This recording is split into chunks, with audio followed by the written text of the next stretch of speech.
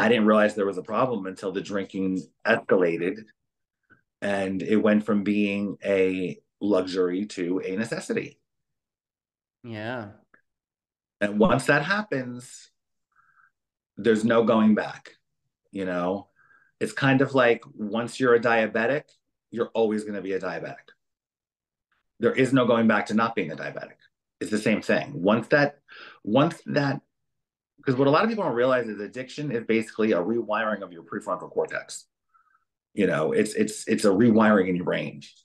Welcome to the Queer Quest podcast, your beacon of light and sprinkle of glitter in the queer community. I'm your host, Christiano Green, CEO and founder of Queer Quest and a transformation coach for queer individuals. And together, we're embarking on a journey of transformation. Each week, we bring you a new training topic or connect you with visionary queer leaders in healing and coaching, diving deep into conversations that inspire growth, celebrate diversity, and empower you to live authentically. So wherever you are, settle in and let's get ready to unlock the vibrant potential within. This is where your quest begins. Hello, you fabulous souls, and welcome to this week's episode of the Queer Quest podcast. I'm your host, Christiano Green, and this week on the podcast, well, I don't know what I was about to say then, but on the podcast, I have a very special guest here today, Richard Delucia. He is a former client of mine, and he has been through a journey, to say the least, in life. And we're going to get into it today. But he's dealt with a lot of, grief and a lot of loss. He's almost 120 days sober, and we're going to talk about that today. So I'm super excited to have you on the podcast today, Richie. Thanks for coming on. Oh, thanks for having me. I'm excited to be here. Yeah, so excited to have you because we haven't spoken for a little while. And as I said, Richie was a client of mine, and we worked together for quite some time. So I'm super excited on my end to hear how things have been going since then, but also, sharing your journey with the audience today. Yeah, I'm excited to do that. 100%. Yeah, It's definitely been a journey. It really has 100%. been. Yeah. So let's talk a little bit about maybe we can start with, I know that we mentioned that you dealt with a lot of grief, a lot of loss in your life. Maybe, if you can, paint the picture to the audience of the kinds of level of grief and loss that you've actually had. Well, I would say the biggest ones would be my best friend and my mother and father, and the scary thing is they all died the exact same way, 20 years apart. Yes.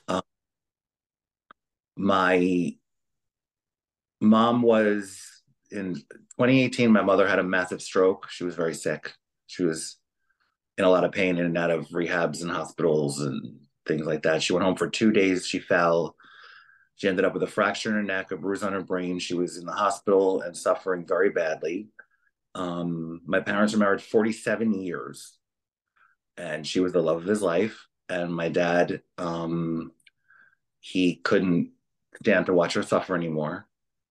And he went to the hospital. He shot her and then himself, and left me a note saying, "Please forgive me. I can no longer watch your mother suffer, and I can't live without her." And as I said, my best friend and parents died the same way. My best friend's father shot and killed the whole family, then killed himself. Wow. So, and that was 20 years apart. I was 20 when my best friend died and his family, and I was 40 when my parents passed away. So those were probably, and I've lost aunts, uncles, all four grandparents and friends, and I've been to more wakes and funerals than I can count in my life. So, all in the interim of these things, of those two were the most impactful, I want to say, in my life, the most traumatic for me to go through. And I would say that Yeah. out of kind of any loss, they're probably the most kinds of traumatic losses that you could have, murder, suicide kind of environments. Like, you can never see them coming, right? Oh, no, not at all. I mean, I was with them the day before, at the hospital. I spoke to my dad 10:30 at night the night um, before they died, and I had no clue I was going to wake up an orphan because I'm an only child. So I had no clue I was going to wake up an orphan. Not at all. Of course. Yeah. And so for So that Rich, was share with us what kind of an impact that has on you as a person, as a soul, as a, like must have, of course, it's had a huge impact on. it's pretty shattering. Pretty shattering. You know, I realized that probably for most of it, I put up front. You know, I was, grew up an only child in an Irish Italian household. So, my dad was my role model, and he was always the provider and he was always the strong one. And he was always, the one that everyone leaned on and things like that. So now I was that person, you know? So, I had to plan the wake, the funeral, settle the estate and, all these things. And I went into let's take care of business mode basically. And my feelings kind of got pushed down to the bottom of a bottle then, basically is what happened. It's a coping mechanism when we do those things, right?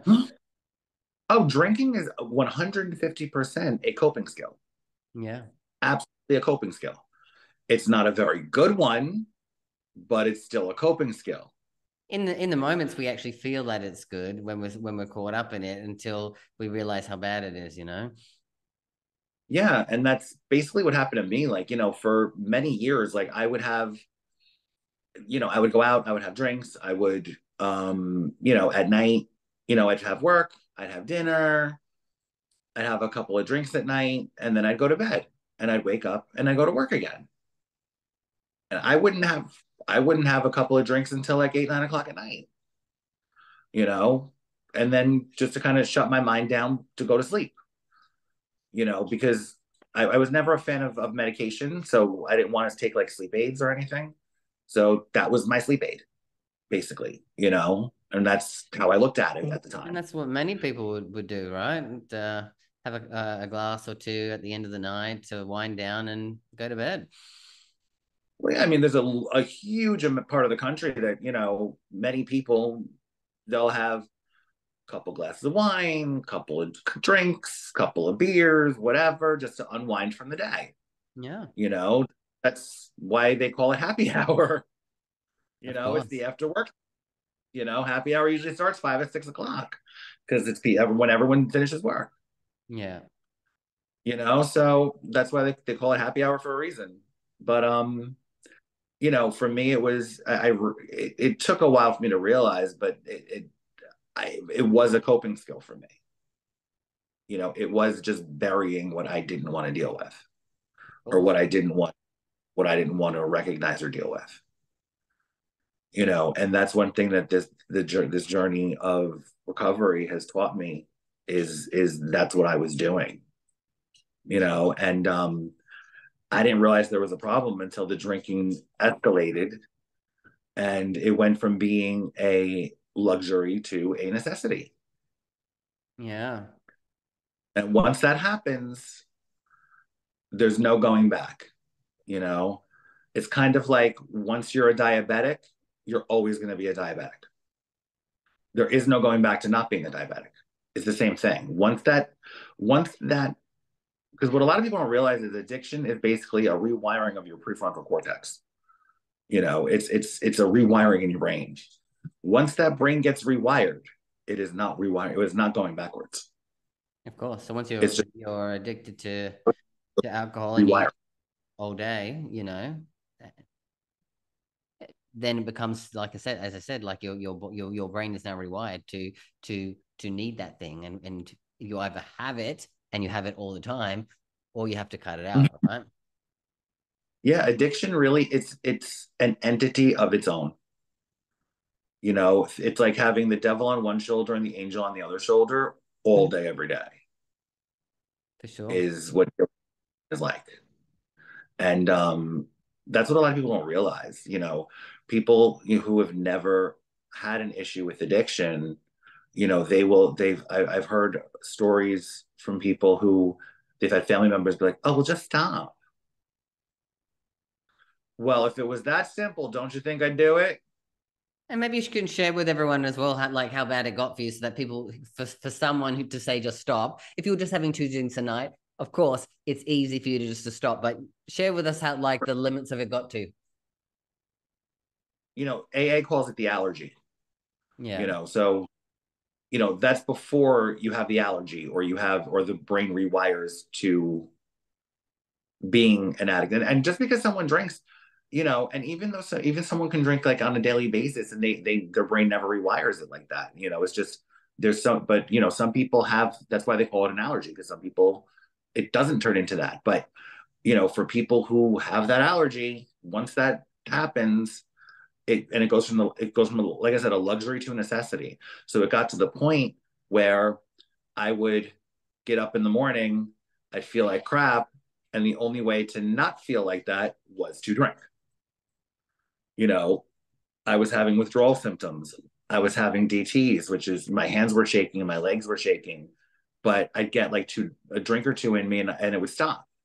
Mm. I'd be throwing up. I would be, and it was like there was a time like before I went to rehab, like I spent like 3 days drinking and I hadn't eaten solid food. Now, mind you, I did have gastric sleeve, so I don't feel hunger, so that's a little different for me. But that made it even worse for me with the alcohol, because I metabolize things different. So that made it worse with the alcohol. But and it made it worse because I don't actually get hungry. So I literally spent like 3 days just doing nothing but drinking whiskey on the rocks. So I mean, of course I was going to be. And, when I went into detox the first time, it was like, I was a mess. A mess. I went into detox with ice and whiskey in a Yeti. I went into detox with it. And I said to them, I said, here, take this. There's whiskey in it, So, and they were like, okay, thanks for telling us. Because usually they look for things, they feel like you can find something. I'm like, no, you don't have to look here. You gotta look for nothing. Go. So, but yeah, it got that bad where I could barely even. I mean, packing my bag was horrific. Like I felt like it took me 4 hours to pack a bag when it probably took me a half an hour. It probably took me like 40 minutes, but it felt like 4 hours. Because I would pack a few things and I'd have to sit down and have a few more sips. Pack a few things, sit down, have a few more sips. Because I just felt so horrible.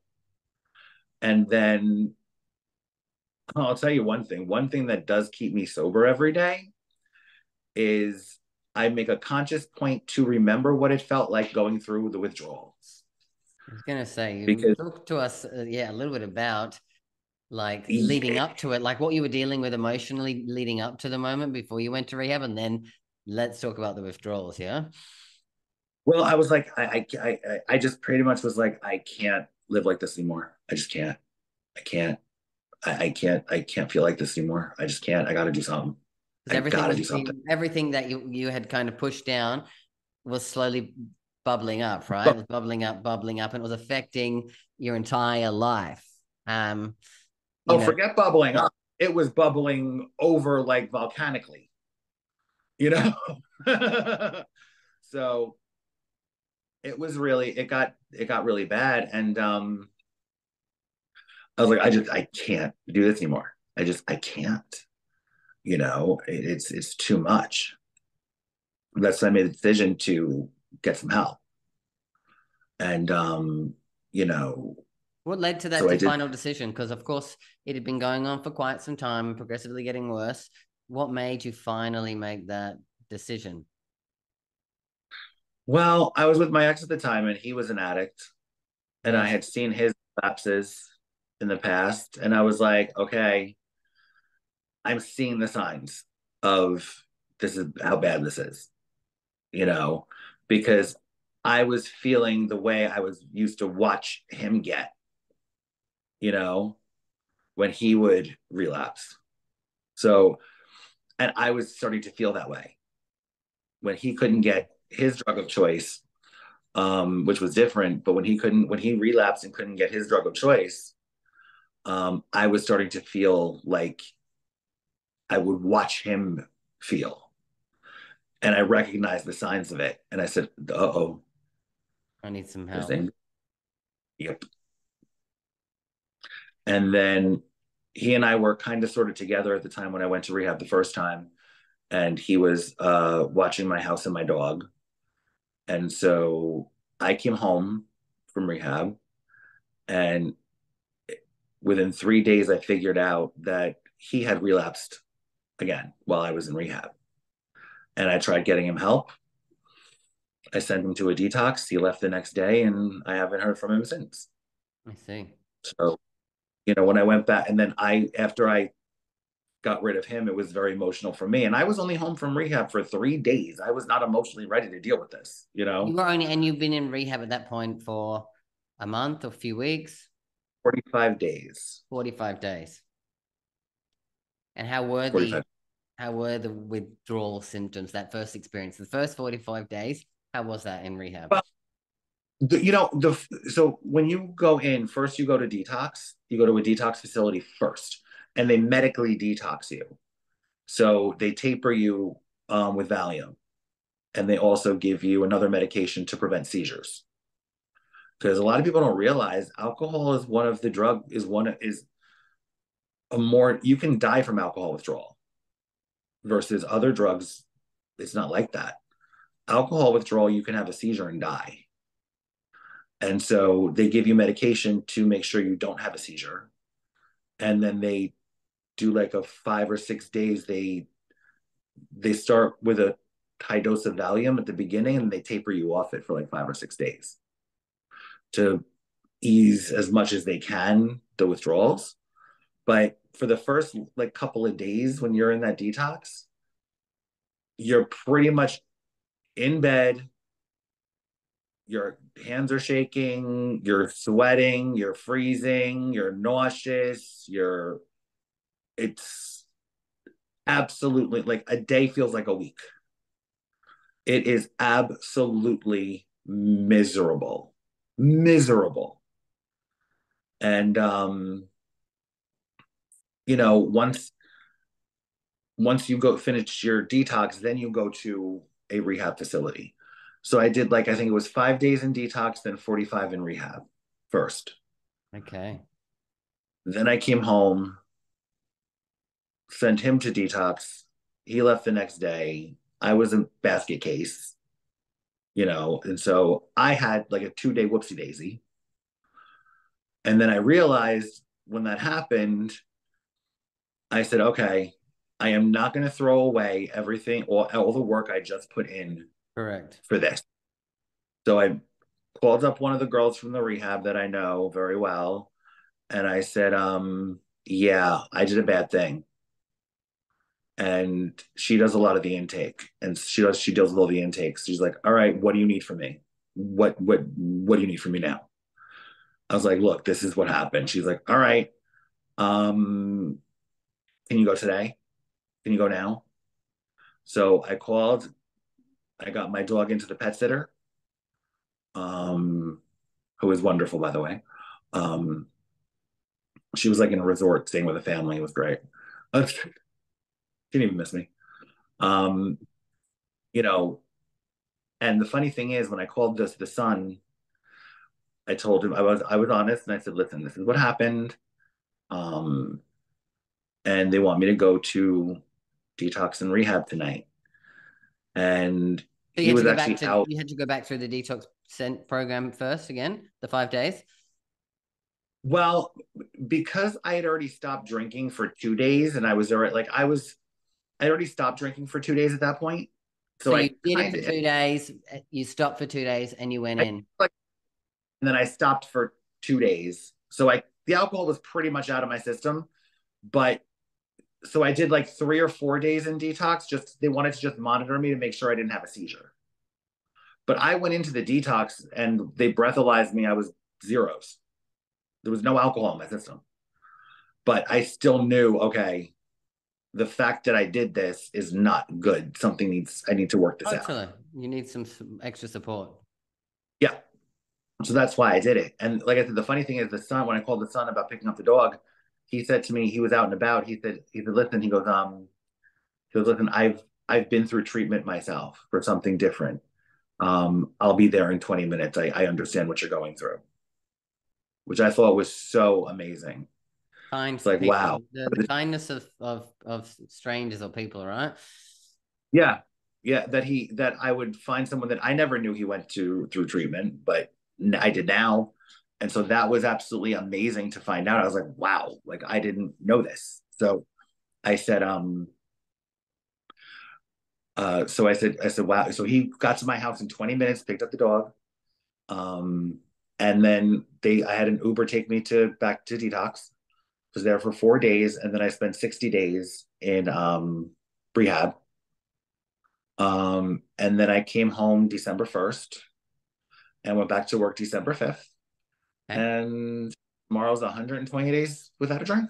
It's amazing, first of all. Congratulations to that 120 days, especially, with how bad it was. And so talk to us about what happened in that first 45 days, the first rehab session, that then what changed within the next 60 sessions. So let's get a bit of a picture, because I know from a lot of experience and a lot of people that I speak to, you're not the first person to go into rehab and then come out and relapse. It's quite a common thing. So like, it's not uncommon that people do that. But let's talk about the first 45 days, what you learned about yourself, what you were able to process, and then we'll move on to like the second part of that as well. Well, the first time I went, the treatment center I went to was, first of all, amazing, amazing place. I would say 95% of the people that work there are in treatment themselves. They're in recovery. Okay. Yes.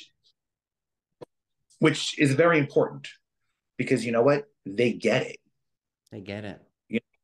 95% of the employees, they go to meetings every week. They have home groups that they go to, whether it's for AA, CA, NA, whatever it is, Alcoholics Anonymous, Cocaine Anonymous, Narcotics Anonymous, whatever it is, Yeah. They go to meetings. They have sponsors. They sponsor people. They have sponsors and are sponsors. Aside from working in the treatment field, from the counselors to the techs that stay at the houses to the case managers to all of them, which is, like I said, it's very important because they understand what we go through. Exactly. They get it. Yeah. And all of the people there were just amazing. They really were. And I learned a lot. I mean, one thing about where I went is that they're on the more holistic side, which is right up my alley. Good. They even had a Reiki class every week, and they had a special one. They had a class dedicated to grief. They had a class dedicated to trauma. So I learned a lot about and dealing with a lot of the things that I hadn't dealt with in the past. You've been suppressing for so long, yeah. Mm-hmm. I was able to get so much out of that bottle. That everything I bottled up, I was able to really, really pour that bottle out a lot, a lot. So a lot of the focus was like on those things. And the thing is that, like I had it in my head because, Eduardo and I were kind of working things out and everything. So he was in the picture at the time, like I said, the first time. Yes. I had a lot of it where I figured, you know what, we can go to meetings together. We can do commitments together for, find a home group together and do commitments, volunteer work for AA and things like that. And, you had a vision. You had a vision for how your recovery was going to be and how it was going to also be part of your relationship as well, right? Right. And be part of the recovery process for him too, but so basically when I came home and, everything hit the fan and I wasn't really prepared for it and I went back. One thing you mentioned about a lot of people who have been in recovery and relapsed and things like that.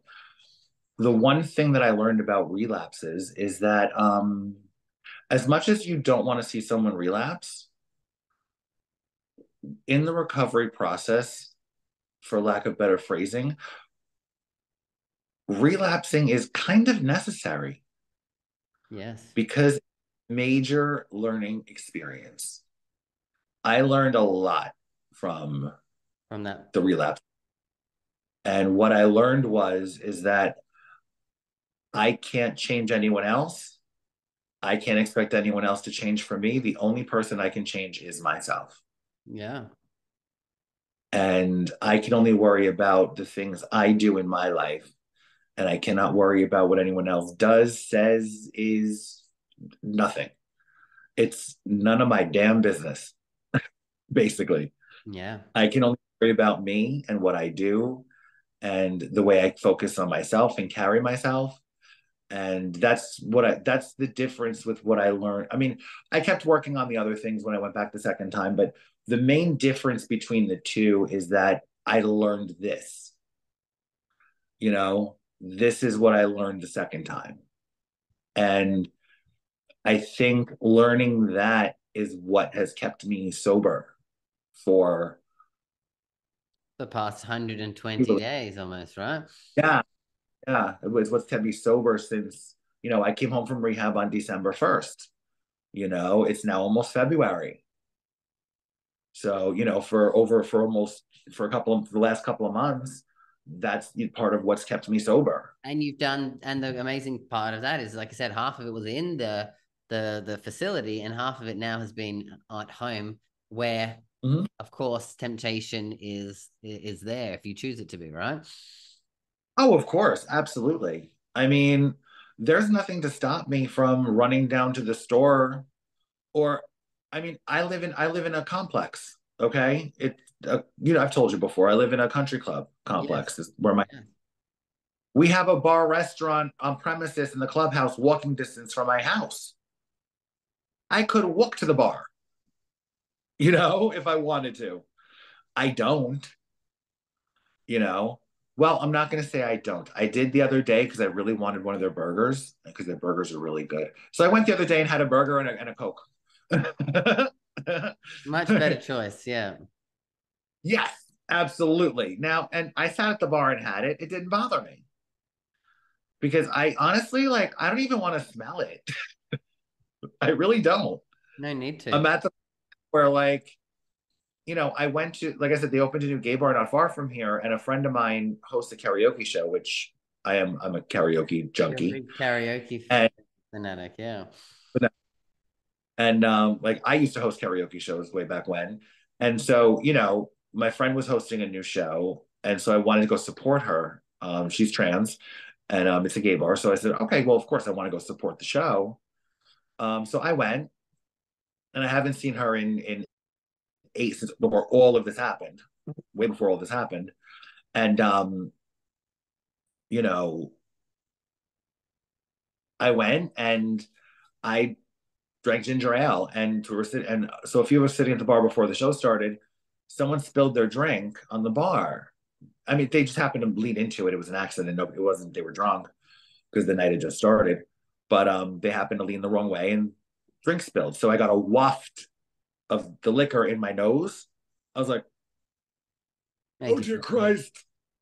You know, I wanted to clutch my pearls if I was wearing them, but yeah, pearls I'd have clutched them because I was like, "Oh God, the smell." So, but but yeah, and but it didn't bother me to be there. If anything, the smell of the liquor reminded me, like, oh God, I really don't want this, you know. But yeah, it didn't bother me to be there. I drank soda all night, and it's funny now. The other gay bar that's uh on the one that's on the Jersey Shore, because I live in New Jersey, about 30 minutes from my house. They actually just introduced a brand new mocktail menu. Beautiful. They have a brand new mocktail menu with like they muddle fresh berries and rosemary and all these things. And I'm like, oh, that's cool. So I don't mind. I went there when they did their launch party for it, and I tried a couple of them, and I was like, wow, these are pretty good. I could legit drink these all night. You know, these are good because they mix some great flavors together, and that's what I like. I used to bartend, so I love Yeah, that kind of stuff. I remember you would make cocktails for everyone when they came to your house, right? You're a big I did. Yeah, I was a bartender years ago, so I would always make different cocktails. You know, I still say I make the best tiramisu martini in town. I Yeah. make one, I drink it, but I can still make it. Yeah. Mm. It's funny when around the holidays when I told like family and stuff that I was sober, like for the holidays, the one thing my cousin Gina said, she's like, oh my God, I'm upset. I'm like, you're upset I got sober? She goes, well, who's gonna make me coquito every year now? For those who don't know, coquito is like a Spanish version of eggnog made with rum. So and different milks and things like that, cinnamon. So it's a holiday, like Puerto Rican holiday drink. And I made it really well. So I said, Gina, I can make it for you. I just can't drink it. She's like, oh, okay, thanks. So yeah, I mean, I'm okay around it. It doesn't bother me anymore. You know, like I don't have the desire for it, which is one thing the whole process taught me is I'm like, I never want to go through that withdrawal thing again because it was just horrific. And the second time I actually, I went when I went to detox, I hadn't had a drink for 2 days, but I withdrew by myself in my house. Wasn't as bad as the first time, which normally relapse, the withdrawals are worse.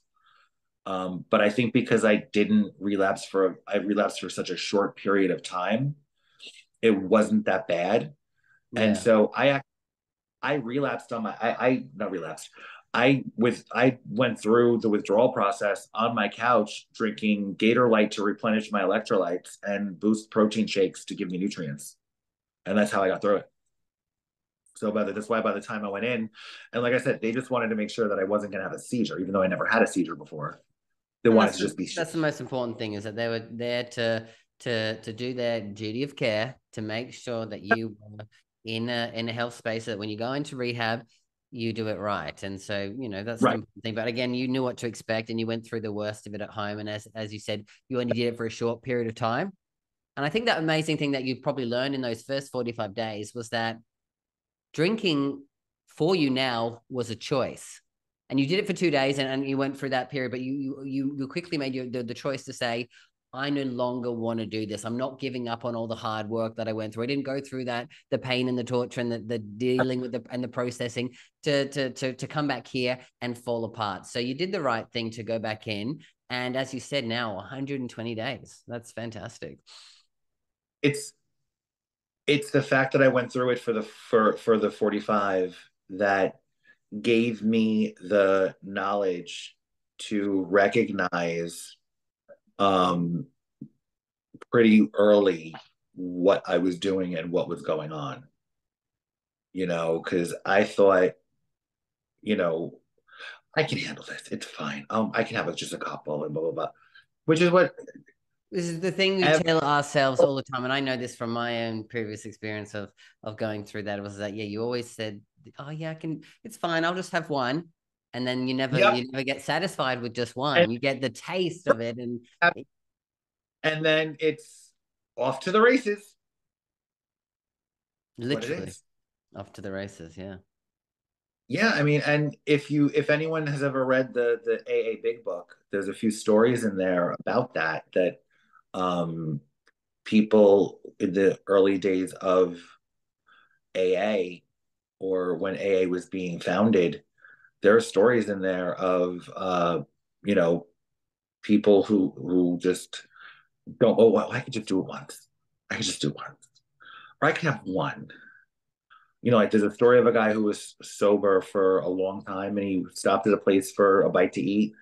And he's like, well, I have a full stomach. And he ordered a sandwich and a milk. And then he ordered another sandwich, another glass of milk. And he said, well, I two sandwiches. I'm on my second sandwich now, a second glass of milk. And I could throw some whiskey in the milk. We did. Oh, well, that there was no problem with that. Well, okay, well, I can have another, if I throw it in the milk, it dilutes it a lot and I have a full stomach. And well, by the time he left, he was three sheets to the wind and back off to the races. Because there is no, and that's the thing about addiction, why they say you with the fact that your brain gets rewired, because the addiction talks to you. It tries to tell you, no, it's okay. That's that voice. One of the guys who works at the rehab, he's a tech for the houses. He's an older Black gentleman. We would call him Mr. Mike. And this month, Mr. Mike is 20 years sober this month. And he's a very religious man. He does what's called celebrate recovery, which is very, very spiritually religious driven form of recovery. And he just says, you know what? When you're in your addiction, you're walking hand in hand with the enemy. You're not going to have any problems. But when you're in recovery, you're the enemy's enemy now, and the enemy wants you back. That's how he always puts it. So sometimes I refer to, addiction as the enemy because of Mr. Mike, who he still texts and calls me all the time. Lovely, lovely, lovely man. But it's and that's one thing. Another thing I have to say about the place I was. Since I've been home, I'm still talking to some of the house techs. Some of the therapists still call me. Some of the house techs still text me. And I ended up meeting so many amazing people, like the guys that were in the house that I was living in. I was living with like 9 or 10 guys at different times, anywhere from 7 to I was living anywhere with 7 to 11 guys at one time in a house. Very nice house too. Wasn't like a hovel or anything. It was a really lovely house. We're all still friends to this day. That's good. We all reach out to each other. We all still text each other. Actually,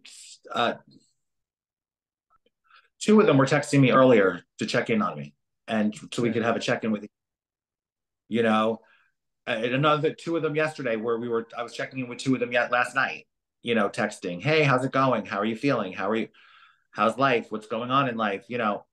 And breaking each other's chops as usual. But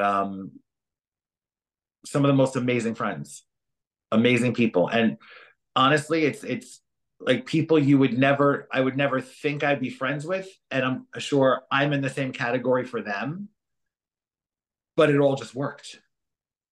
That's beautiful. And that's kind of what you want to have is to build these connections. And we are going to just take a quick break right now, but we're going to come back and we're going to continue that. And I want to also talk a little bit more about some of the gifts that you have. So let's take a quick break and we'll be back and we'll talk a little bit more about those things in just a moment.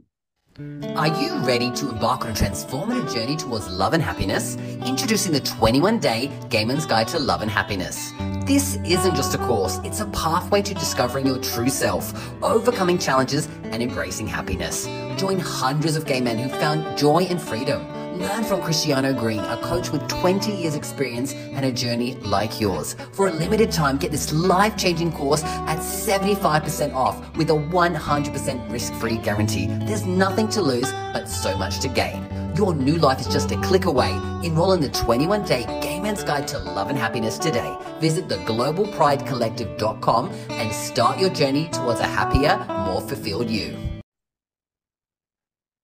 And we are back with Richie, and we were just talking a lot about your journey of sobriety and how it's been for you. And I'd love for us to maybe tie it up in the sense of like, talk about what are you doing on a day-to-day basis or a weekly basis right now that is helping you in the journey of sobriety.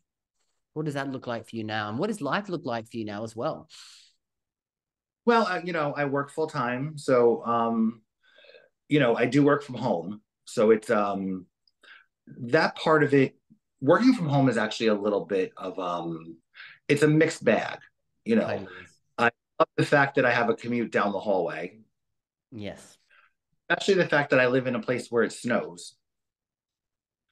So, I don't have to commute to an office anymore. So that's nice.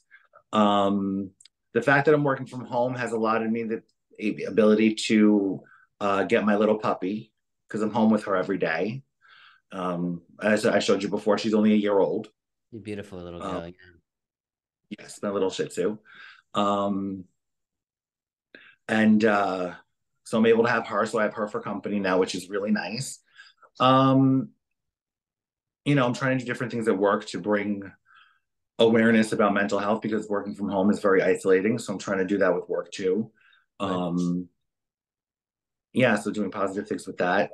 Day to day, I mean, one thing I try and do on a daily basis is journal about my feelings. And if I had any negative feelings that day or whatever it was, positive feelings, I try and just journal down. I don't journal about like my day or my customers that I talk to on the phone or all that. I try and journal about, how did I feel at this point? Did I have any very positive feelings, but anything negative feelings? How am I, was it a tough day for me? Was it some, so journaling helps. I try and go to a couple of meetings a week. Good. I'm still working on my steps, with the 12 steps of Alcoholics Anonymous. Yep. I'm still working on, so I try and work on my steps a few times a week also. And I do try and get out I try and get out like at least once a week to socialize with people because working from home, there are times where it's days and I don't leave my house. And, I mean, I love my little puppy, but she's not much of a conversationalist. Yeah. You know? And you like to have good conversation.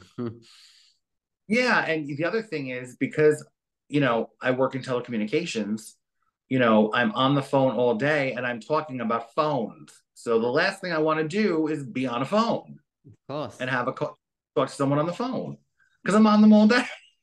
Yeah. So it's kind of like a mixed bag, there's pros and cons to the whole work from home thing, and but on the whole, it's really good. Like I'm able to focus on more. I'm able to do more.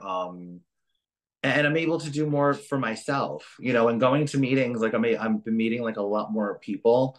I have found some LGBT meetings in the area that Good. are only like 20, 30 minutes from my house. There's a couple of those a week, not far from me. So, which I didn't realize there were until last time I went to recovery. That I'm like, they have meetings, just LGBT AA meetings. They called them from where I was when I went to them. It was called Gay AA. Oh, okay, really? Yeah. There's Yeah, actually a website for anyone out there who might be listening. It's Gay AA, and so I'm not sure if it's gayaa.com or .org, but if you Google Gay AA, you'll find that there are many resources for people in our community that are handy for people who may be struggling with alcoholism or other addictions as well.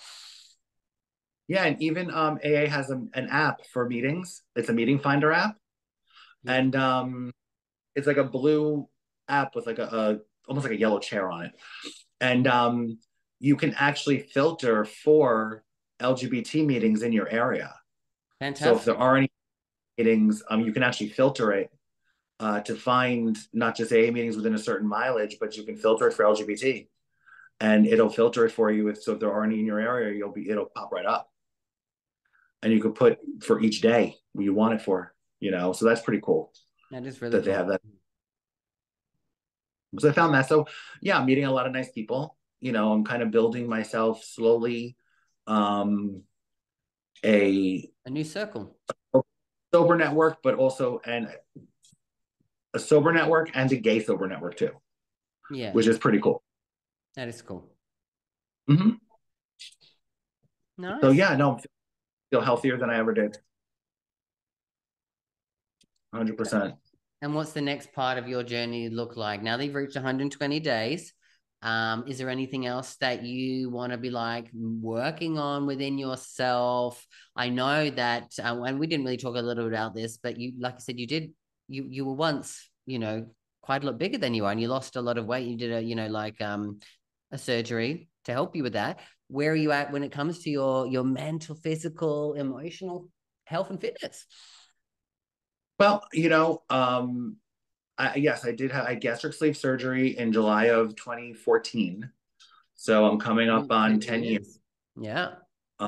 Before the surgery, I was over 400 pounds, and now I'm about like 215, 220. But I am also 6'3", so it is proportionate. Yeah. Um, but yeah, I mean, I feel good about it. I really do. Um, as far as physically, everyone asks, I didn't have any of the skin removal surgery or anything. So I do have some insecurities about that. But the way I look at it, like, you know what? I'm 46 years old. It's like, all right, I look the way I look. If you like it, you like it. If you don't, don't. I'm at the point now where, Self-acceptance of your body and loving your body. yeah, and I'm at the point now where I'm like, you know what? I'm single. My thing is I have a lot going for me. You know, I have my shit together, pardon the French. I have all my stuff together as far as, my home, my job, I mean, I've been at the same job for over 23 years. I have about 4 years left and I'm eligible to retire. So I'm actually looking towards like, okay, well, and one thing that this journey has taught me that I'm actually going to get my 𝐷𝐤𝐴𝐷𝐸 when I retire and for New Jersey and become a drug and alcohol counselor. Amazing. It's going to be my next phase after once I retire. So many this people way I can go through this journey want to help others, and I think that's a beautiful thing for you to do as well. Yeah, well, like I said, 95% of the people at my center were in recovery.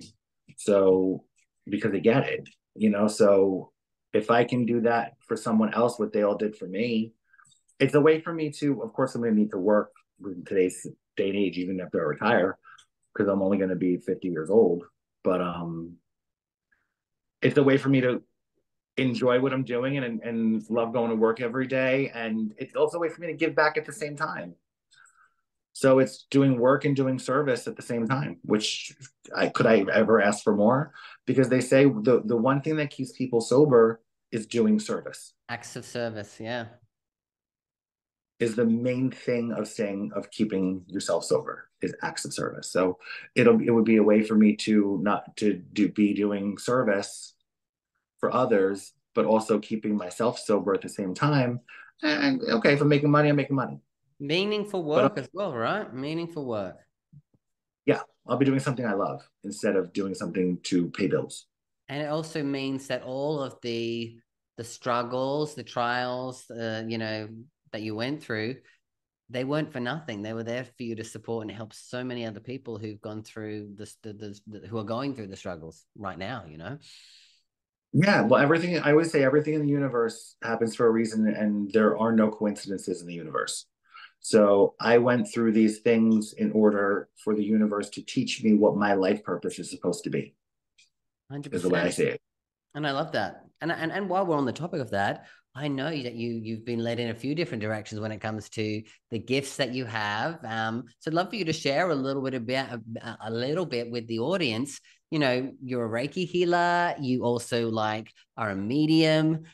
Talk a little bit about that journey that you've been on, because of course I'm sure on that journey of helping others in the realm of sobriety, some of that stuff is going to be powerful as well to add to the counseling, the drug and alcohol stuff, right? Oh, 150%. 150%. So I am a dual certified Reiki master teacher. I am certified in two different types of Reiki. And I'm certified in traditional Reiki, as well as what's called Karuna Reiki. It's also known as the Reiki of compassion. And that basically heals on a higher frequency. And it can also heal on a karmic and cellular level. And one of the major things that actually deals with, which I've been a certified master teacher for over a decade, and one of the things that Karuna actually helps to deal with is addiction. Yeah. It helps to deal with trauma, helps to deal with addiction, for treating those specific things. And so that's been a very big help. I will say, after my parents passed, my gifts were a lot on the block side. And then with the alcohol, of course, that didn't help. Of course. But when I went through the recovery process the first time, and I started getting a lot more clarity and dealing with things I needed to deal with, I felt all of these things coming back to me full force. I thought I that was started happening for you. Yeah. I started feeling people's emotions more. I started feeling spirit more around other people. I started getting more, I don't want to say detailed, but maybe more detailed or intricate messages.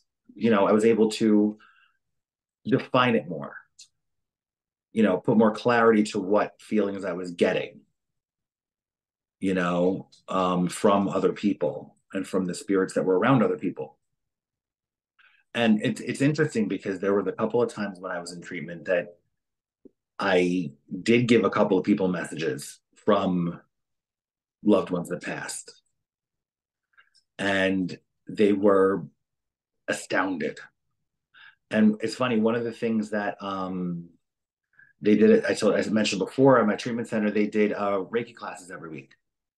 And I remember one day, and they didn't know, because I told them that I did Reiki and everything. So they weren't sure if the girl who does Reiki there, who's a Reiki master, if she would be okay or intimidated with having another Reiki master in her class. So, but she was all for it. She's like, "Oh my God, that's amazing." Because I happened to meet her before a class one day before I got my schedule there. And she's like, "Oh my God, you are?" Because someone told her. And she's like, "Oh wow." She's like, "You're gonna take my class, right?" I'm like, "Oh, I'd like to." She's like, "No, please do it." Okay. So we got to know each other. So then the second time I was there, she was actually pregnant. And she came in one day and the class they overbooked the Reiki class that day. So she goes, "Hey Rich." I said, "Yeah." She goes, "This is a pretty big class. Would you mind helping me today?" I said, "If you want me to." She's like, "How about you do that half and I'll do this half?" I said, "Sure." So I ended up treating half of the room in Beautiful. tandem with the other half of the room. And then at the end of it, because we had talked about it beforehand, we talked about it for a minute before we started, because everyone that was on both sides had been in her class before. So they knew what her healing felt like. So we kind of spoke to the people that I did the healing on to see what were some of the differences, because I have a second certification that she doesn't have. So it is a very different healing. It's a very different healing, and I do it a different way, and it gives a very different, experience. Yes, thank you. I couldn't think of the word. And it's funny because one of the guys that was in there was like, I said, "You know something?" He goes, he's like, "I actually got lightheaded. That's never happened to me before." And yeah, a couple other people who were in there were like they felt it's because I used techniques that were specifically for addiction and trauma and things like that, and they had never had a healing that was so pinpointed and focused. So they felt it like it was like a healing on steroids for them. Beautiful. That's how. And that's one of those That's how acts of service we're talking about. You're giving back, helping others, right? exactly. So that's why I was so happy to do it, and I felt so supercharged that day. Like it was the best, and hearing their feedback was like so amazing. Like I was on cloud nine for 3 days on that. It was the best thing ever because they were coming up to me for a couple of days afterwards, like Giving you that complimenting experience and the way they sharing. felt. How they felt. I was like, wow, it's so awesome. So that made me feel amazing I to love do that. that. I love that. And what a journey that is. And I know that we only just, in the break that we had, we just talked about it because Richie said he had something that he wanted to share as a little gift for people who are watching out there who are hearing this today, who might be struggling with their sobriety or dealing with grief or dealing with loss.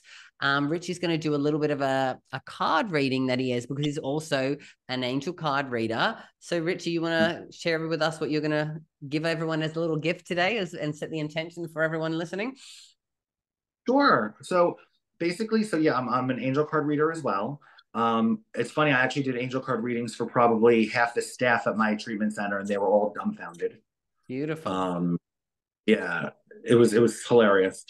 So what we're gonna do is, so I'm gonna just pull a couple of angel cards, whatever cards I'm shuffling now, whatever cards the angels feel would be beneficial for anyone who's um, suffering with addiction or just suffering in general, suffering from with depression, anxiety, just any kind of suffering that they're feeling about, and maybe this will give some sort of direction as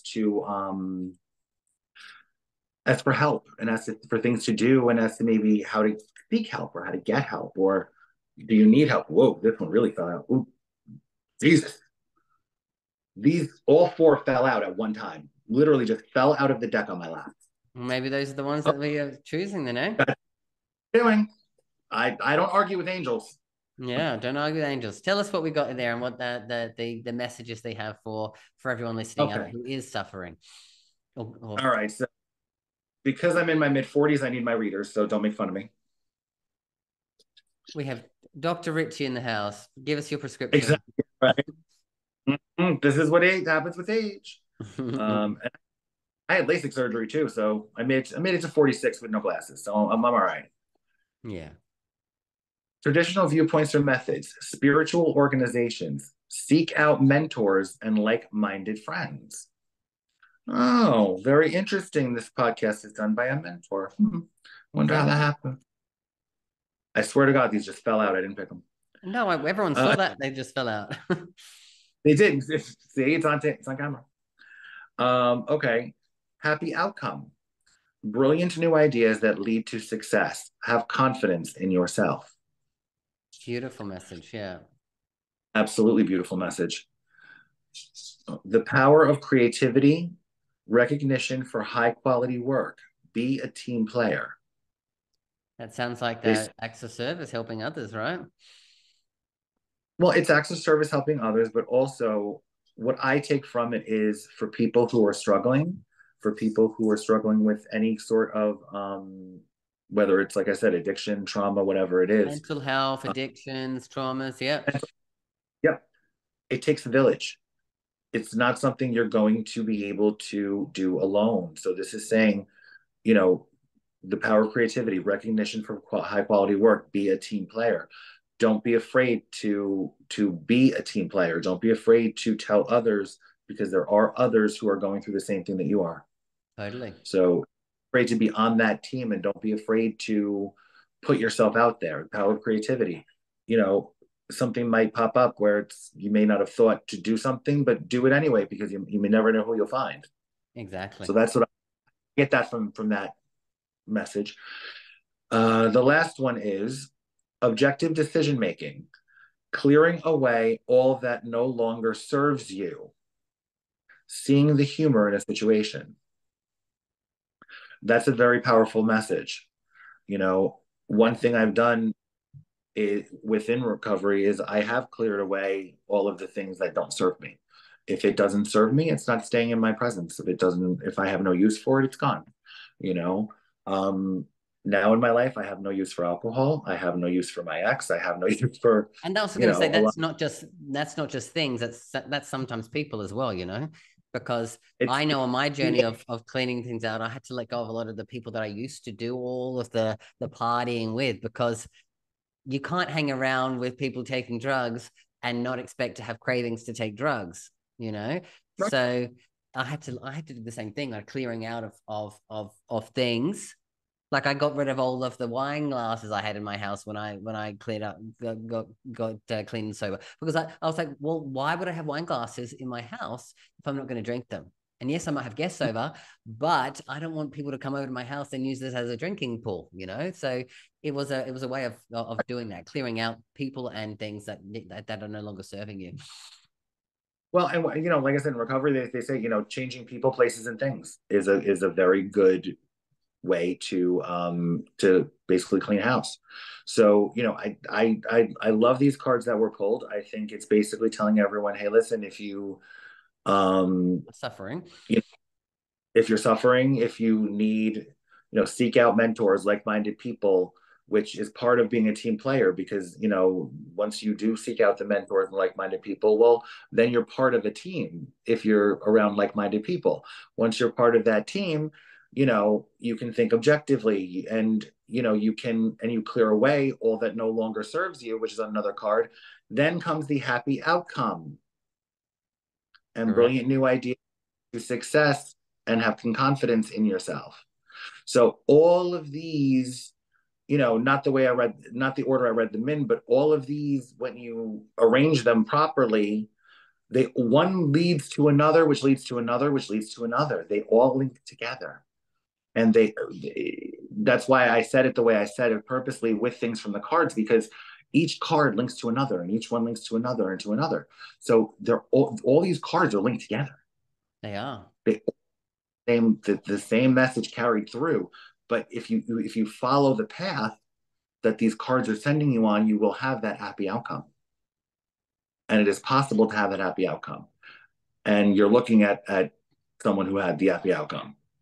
It looks because like I follow. went through the journey that those 4 cards have just literally shared with us today, and it shows you what can happen on the other side of it. So what a beautiful message and a gift to share with anyone out there who is suffering, who may be wanting to go on a journey like this, or again, suffering with mental health, traumas, anything out there, that on the other side of it, if you do the work, you can have that happy outcome. So Richie, I just want to acknowledge you for putting in the hard work, for going through the tough times, and for sharing your story so vulnerably here on the podcast. It's been an absolute pleasure, one, being your coach, but also 2, just seeing you shine and really go forth in your own direction. So yeah, thank you so much for coming here and sharing with that, all of that with us today. Oh, thank you so much for inviting me on and allowing me to share all that. It really was a pleasure for me to do 100%. I was very honored that I was asked. So thank you for having me on here. And I really did enjoy doing it. Beautiful. And Richie, for anyone out there who might be just struggling, can anyone reach out to you and find you somewhere? Like, do you have any details of people? How could someone find Richie if they were looking to just, maybe share some love or to ask a question about your journey? Well, the best way would probably be through Facebook, under Richard Delucia, Delucia on Facebook. You'll see a picture of me with my little puppy on there. And I'll link that below, so that if anyone does want it, they can just click easily through the comments below. Because I never remember what it is. Richie _ 1123 is my Instagram. Beautiful. I'll link your Facebook for people anyway. Okay, sounds good. Awesome. Well, thank you everyone for listening. It's been a pleasure. I trust you've got some fantastic things from today's episode. If you've got any questions, you've got any comments, you've got any shares, you know where to find me. And I'm going to be back here next week with a brand new episode of the Queer Quest podcast. Always remember that you've got this and I've got you. Bye for now.